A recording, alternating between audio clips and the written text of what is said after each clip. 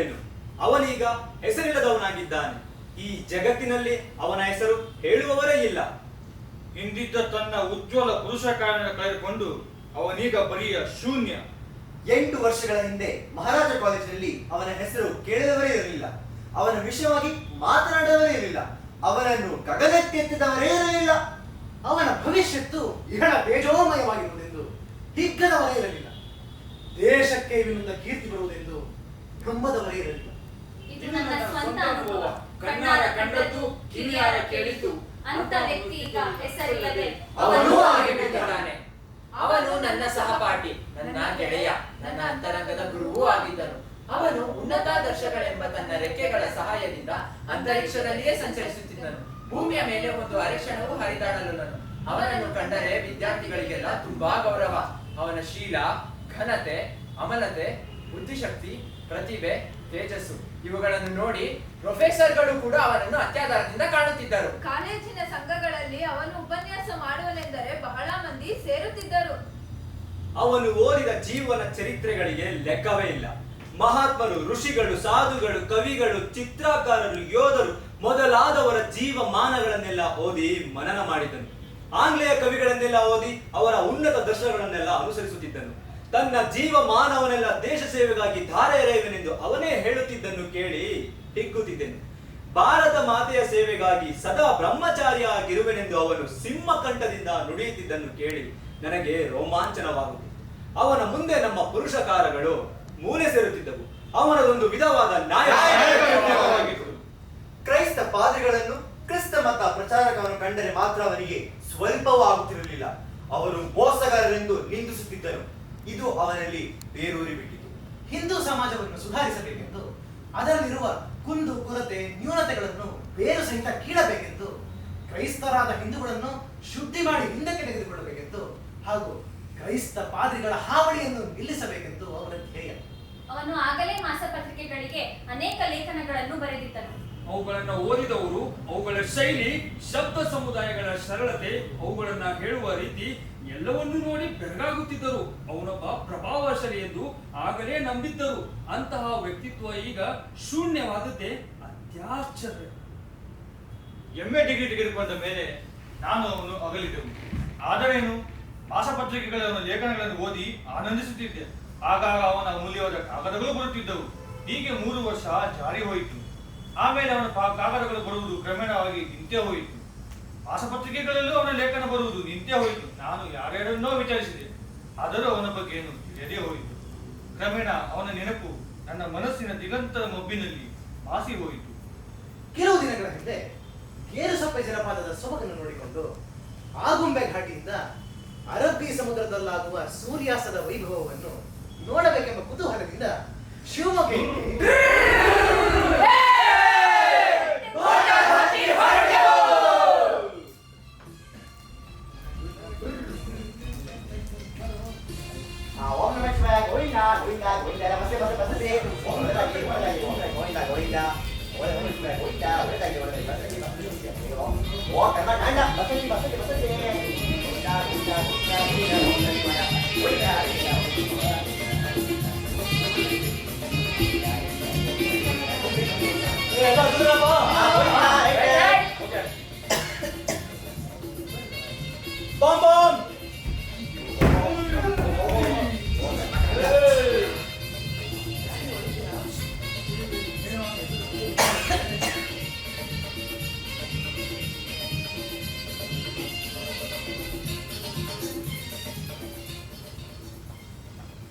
ಸಹ್ಯಾದ್ರಿಯ ಸಾಲು ಮೆರೆಯುತ್ತಿದೆ ನೋಡು. ಸ್ವಾತಂತ್ರ್ಯ ಲೋಲರಿಗೆ ಇದು ಸೊಗದ ಬೀಡು. ದುರ್ಗಗಳ ರಚಿಸಿದರೂ ವೀರ ವೀರರಿಲ್ಲಿ, ಸ್ವರ್ಗವನ್ನು ಯೋಗಿಗಳು ಸಾಧಿಸಿದರು.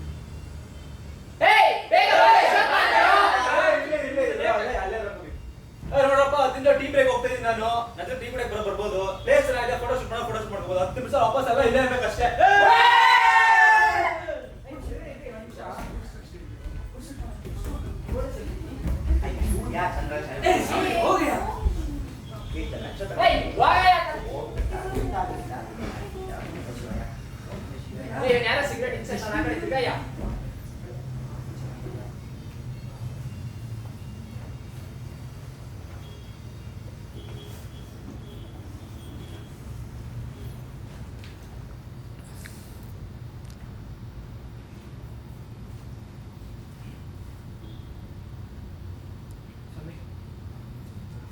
ದಯವಿಟ್ಟು ಕ್ಷಮಿಸಬೇಕು.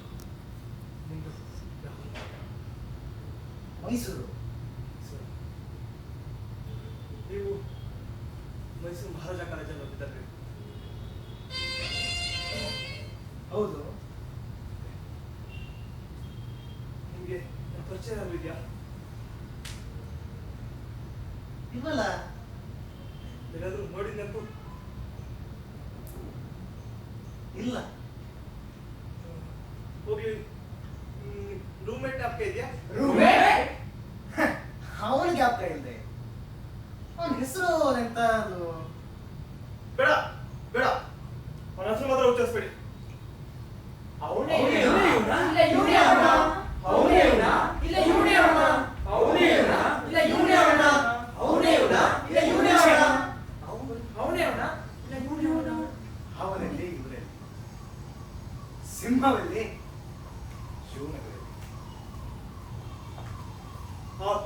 ಅವನು ಸತ್ತೋದ. ಯಾರು?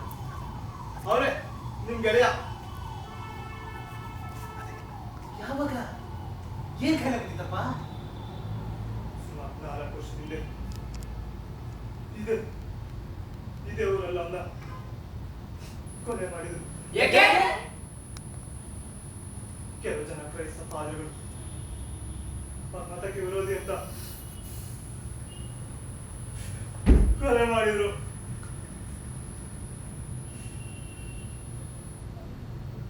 ಆದ್ರೆ ಅವನಿಗೆ ಬದುಕಿದ್ದಾನೆ. ಈಗ ಎಲ್ಲಿದ್ದಾನೆ? ಇಲ್ಲೇ ಇಲ್ಲೇ ನಿನ್ ಪಕ್ಕದಲ್ಲೇ. ಏನಯ್ಯ ಮಠದಲ್ಲಿ ಸುಮ್ಮನೆ ಇದ್ರೆ ಅರ್ಥ ಇದ್ರೆ ಹೊರಟೆಯಿಂದ ನನ್ನ ಸಮಯ ಅರ್ಥ ಮಾಡ ಹೊಡಿಲಿಲ್ಲ. ಅವನೇ ನಾನು ಚಂದ್ರ. ನಿನಗಿನ್ನ ಪುಸ್ತಕಗಳಿವೆ. ನಿಜವಾಗಿಯೂ ನೀನು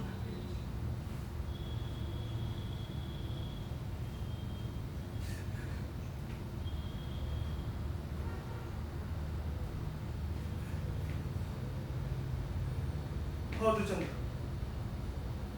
ಅವನೇ.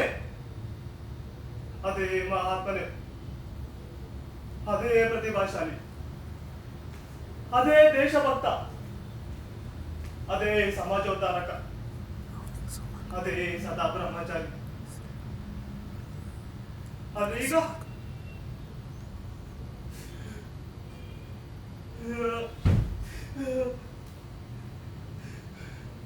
ದುರಾತ್ಮ, ದೇಶದ್ರೋಹಿ, ಸಮಾಜಘಾತಕ, ವಿಷಯದ ಪಟ. ಹೇಳುವಾಗ ಅವನ ದೇಹವೆಲ್ಲ ಕಂಪಿಸಿತು, ಕಂಠ ಗದ್ದಲವಾಯಿತು, ನಯನಗಳು ನಕ್ಷತ್ರಗಳಾದವು. ವದನವು ತೇಜಸ್ವಿಯಾಯಿತು. ವಾಕ್ಯವನ್ನು ಮುಗಿಸಿದ ಮೇಲೆ ಬಿಕ್ಕಿ ಬಿಕ್ಕಿ ಅತ್ತನು. ನನ್ನ ಸಂದೇಹ ನಿವೃತ್ತಿಯಾಯಿತು. ಆದರೆ ಗೆಳೆಯನನ್ನು ಸ್ಥಿತಿಯಲ್ಲಿ ಕಂಡು ಹೃದಯ ಬೆಂದು ಹೋಯಿತು. ಸಿಂಹ ಶುರುಕನಾಗುವುದು ಹೇಗೆಂಬುದು ಮಾತ್ರ ಬಗೆಹರಿಯದೆ ಹಾಗೆ ಹೋಯಿತು. ಹೋಯಿತು. ಮೊದಲು ಹೇಳಿದ ಮರಣ ವಾರ್ತೆಯೇ ಸತ್ಯವಾಗಿದ್ದರೆ 1000 ಪಾಲು ಮೇಲಾಗುತ್ತಿತ್ತಲ್ಲ ಎಂದು ಎನಿಸಿತು. ಯೋಗಿ ನಿಜವಾಗ್ಲೂ ನೀನವನ ಮೊದ್ಲಿದ್ದ ಕಳೆ ಮುಖದಲ್ಲಿಲ್ಲ, ಕಣ್ಣಲ್ಲಿ ಆ ಕಾಂತಿ ಇಲ್ಲ. ಅಷ್ಟೇ ಯಾಕೆ ನೀನು ನೋಡಿದ್ರೆ ಗುರ್ತೇ ಸಿಗ್ತಾ ಇಲ್ಲ. ನಿನಗೆ ಯಾಕಪ್ಪ ಇಂಥ ಗತಿ ಬಂತು? ಚಂದು, ನಾನು ಕ್ರೈಸ್ತನಾದೆ. ಯೋಗಿ, ಕ್ರೈಸ್ತ ಪಾದ್ರಿಗಳ ಬೋಧನೆಗೆ ನೀನು ಹೊರಟಾದೆಯಾ? ಅವರ ಬಲೆ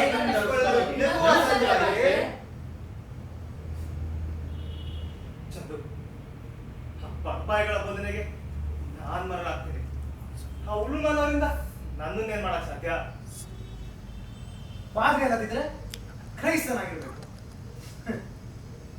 ಕ್ರೈಸ್ತ ಧರ್ಮದ ಸಿದ್ಧಾಂತ ಹಿಂದೂ ಧರ್ಮಕ್ಕಿಂತಲೂ ಮಿಗಿಲಾಗಿದೆ ಅಂತ ನಿಮಗೂ ಅನಿಸ್ಬಿಟ್ಟ?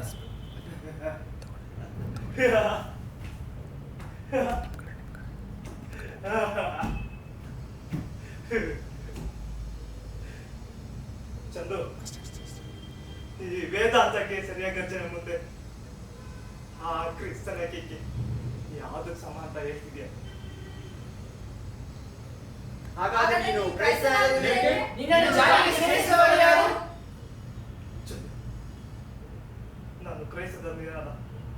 ಬೇರೆನೇ ಇದೆ ಚಂದ್ರ. ನನ್ನ ಕ್ರೈಸ್ತ ಧರ್ಮಕ್ಕೆ ಸೇರಿಸಿದ್ದು ಕ್ರಿಸ್ತನಲ್ಲ,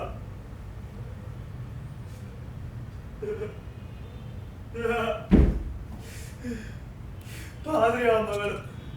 ಅದೇನು ಸಂಗತಿ ಯೋಗಿ?